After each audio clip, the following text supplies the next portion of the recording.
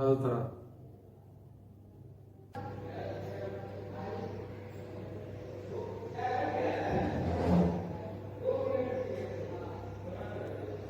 வா உள்ள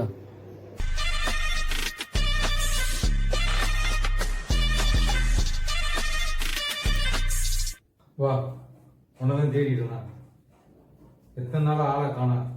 உன்னால எனக்கு எவ்வளவு பிரச்சனை தெரியுமா? அவ கூட அறிவிக்குதா இல்லையா? வெளியே போய் என் பேரை சொல்லி நீ எல்லாம் சொல்லு.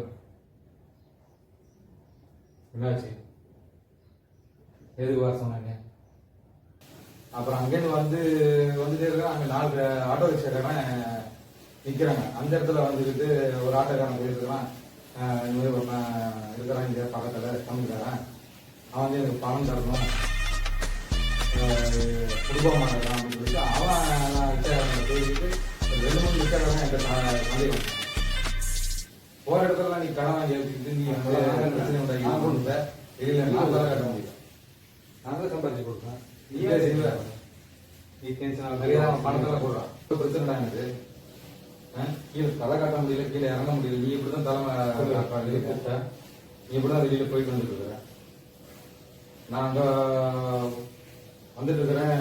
டீ குடிச்சிட்டு வந்துட்டு இருக்கிறேன். அந்த டீ கடைக்காரன் வந்து ஒரு பாப்பா தான்.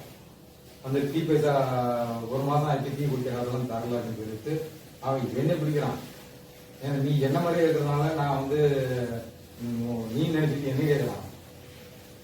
அப்ப நான் எப்படி சொல்லி புரிய வச்சுக்கிட்டு அங்கிருந்து நான் கிளம்பி வந்துட்டேன். நான் இல்லடா என் பேரு என்ன